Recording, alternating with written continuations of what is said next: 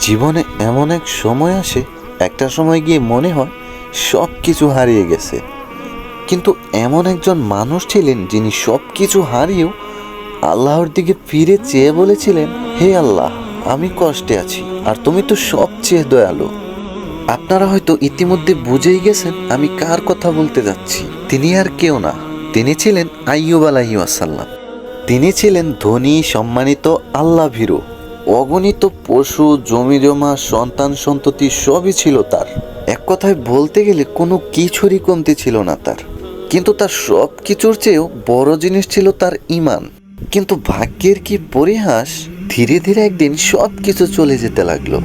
তার যত গবাদি পশু ছিল সব মরে গেল, তার ক্ষেতের ফসল নষ্ট হয়ে গেল, তার সন্তানরা মারা গেল, এমনকি তার শরীরে ভয়ঙ্কর রূপের রোগ দেখা দিল।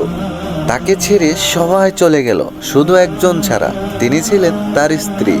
কিন্তু এই দীর্ঘ কষ্টেও তিনি আল্লাহর কাছে একটু অভিযোগ করলেন না। তিনি শুধু বলতেন, হে আল্লাহ, আমি কষ্টে আছি আর তুমি তো সবচেয়ে দয়ালু। বেশ কয়েক বছর যাওয়ার পর অলৌকিকভাবে আল্লাহ তাকে সাহায্য করলেন। আল্লাহ তার ধৈর্যের উত্তম প্রতিদান দিলেন। আল্লাহ তাআলা বললেন, তোমার পা দিয়ে মাটিতে আঘাত করো। মাটিতে আঘাত করার সাথে সাথে এক ঝর্ণার সৃষ্টি হলো।